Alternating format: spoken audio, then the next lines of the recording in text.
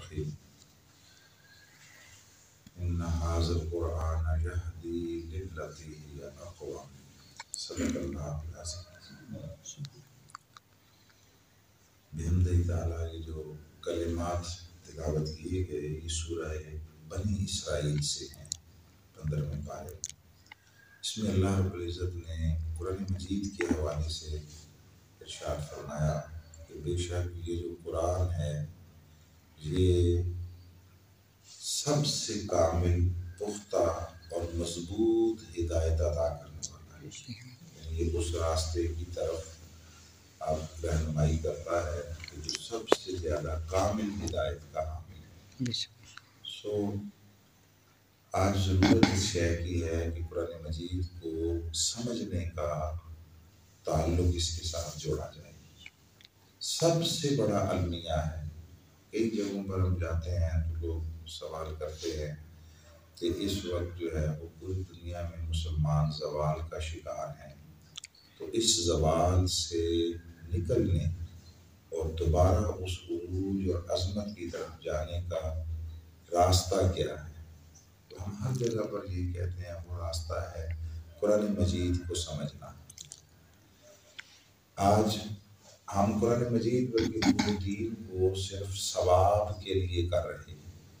ہر کام جو بھی ہے اسے ہم ثواب کے لیے اختیار کر رہے ہیں، حتیٰ کہ فرائض جو ہے نماز، روزہ، حج، زکوٰۃ، یہ سب ثواب کے لیے ہو رہا ہے۔ قرآن مجید کی تلاوت ثواب کے لیے ہو رہی ہے، جبکہ قرآن مجید اس لیے اتارا گیا تھا کہ اس سے ہدایت نصیب ہو۔ ہدایت یہ انسانیت کے لیے بھی ہدایت ہے، اہل ایمان کے لیے بھی ہدایت ہے، اہل تقویٰ کے لیے بھی ہدایت ہے۔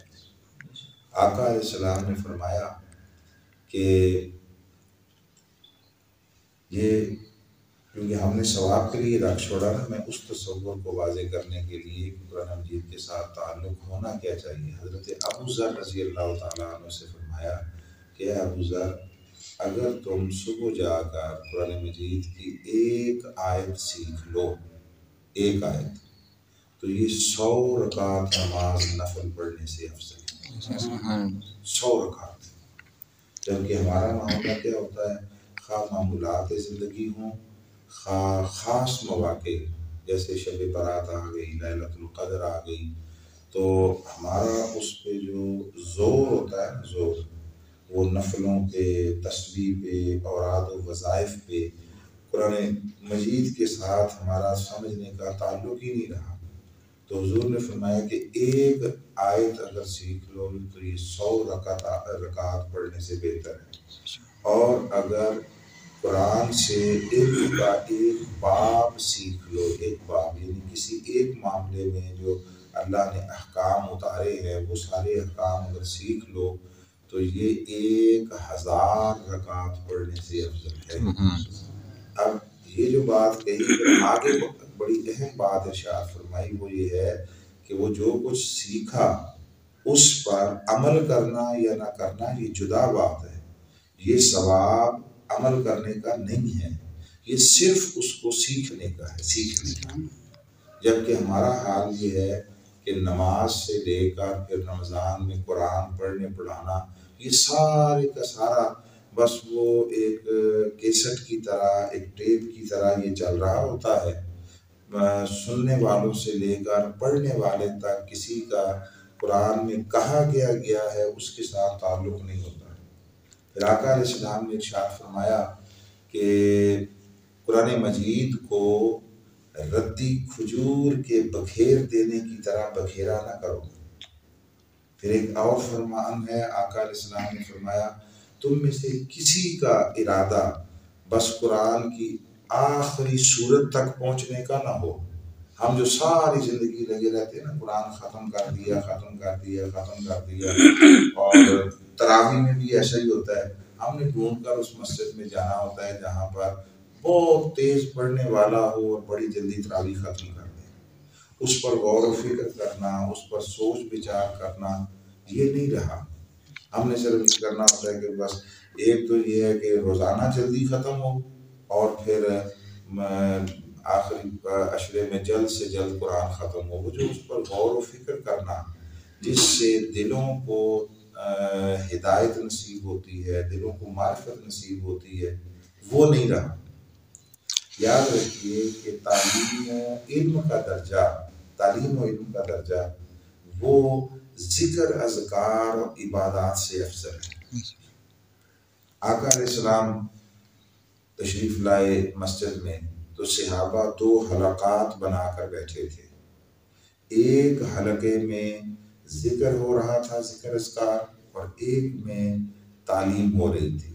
تو حضور علیہ الصلوۃ والتسلیم نے دونوں کو دیکھا اور پھر حضور حلقہ تعلیم میں بیٹھ گئے اور فرمایا میں نے 2 اچھی چیزوں میں سے بہتر چیز کا انتخاب کیا ہے۔ بہتر چیز ہمارا سیکھنے سکھانے کے ساتھ تو تعلق ہی نہیں رہا۔ اسی لیے فقہی اعتبار سے یہ بات ہے کہ جب تعلیم ہو رہی ہو، تدریس ہو رہی ہو، تو اس وقت ذکر، اذکار، تسبیح، ایون کے نوافل، ان کو چھوڑ کر دین کو سمجھنے کی طرف راغب ہوا جائے، وہ مقدم ہے، وہ حسب استطاعت ہر مسلمان پر واجب ہے۔ واجب، یہ آپشنل نہیں ہے۔ جیسے آقا علیہ السلام نے فرمایا کہ اطلب العلم من المہد الی اللحد، ماں کی گود سے لے کر قبر کی گود تک علم حاصل کرو۔ اور مومن وہ ہے جس کا ہر اگلا دن پہلے دن سے بہتر ہو، وہ عقائد کی پختگی سے لے کر عمل تک اور تعلیم تک، ہر شے، یعنی ہر اگلا دن پہلے دن سے زیادہ مومن کے لیے تعلیم اور سیکھنے کا عمل لے کر آئے۔ ہماری زندگیاں گزر جاتی ہیں، ہم نے 2-4 جو ہیں وہ کبھی پڑھنے کی طرف نہیں جاتے۔ پڑھنے جب تک پڑھیں گے نہیں، علم نہیں آئے گا، اس وقت تک ہم پر دین وہ ظاہر نہیں ہوگا۔ بس حرف آخر کے طور پر جو بات کہنا چاہتا ہوں وہ یہ ہے کہ ہر نماز کے ساتھ ممکن ہو تو ایسا کر لیں، اگر نہیں تو کسی 1-2 نمازوں کے ساتھ، جیسے فجر ہے، عشاء کا ہے، اس میں آپ قرآن مجید کا ترجمہ وہ اکٹھے سمجھنے کا کوئی ماحول بنائیں، اور اس کے لیے کوئی لمبا چوڑا خطاب، واعظ وہ نہیں، بلکہ آپ کوئی معمول بنا لیں، یہاں پہ آپ عرفان القرآن رکھ دیں کہ آپ 1 رکوع صرف روز ترجمہ اس کا پڑھیں۔ 1 رکوع ایک آدمی پڑھ دے، باقی سن لے، اس میں کتنا ٹائم لگ جائے گا؟ اس میں 3-4 منٹ لگ جائیں گے زیادہ سے زیادہ۔ 1 رکوع میں 10 کے قریب آیتیں ہوں گی، اس کا صرف ترجمہ، اس کی کوئی تفصیل، اس کی تشریح، اس کی تفسیر، وضاحت کی ضرورت نہیں ہے، بس خالی ترجمہ پڑھ لیں، خالی ترجمہ۔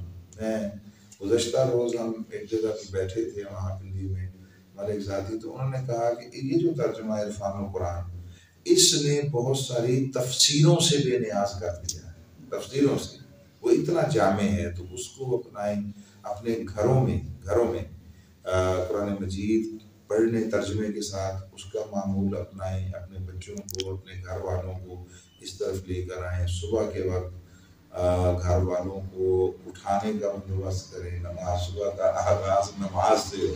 ہماری صبح جو ہے وہ 11 بجے ہوتی ہے، 10 بجے ہوتی ہے، اپنے اپنے پیشے اور اپنے اپنے شعبے کے حوالے سے۔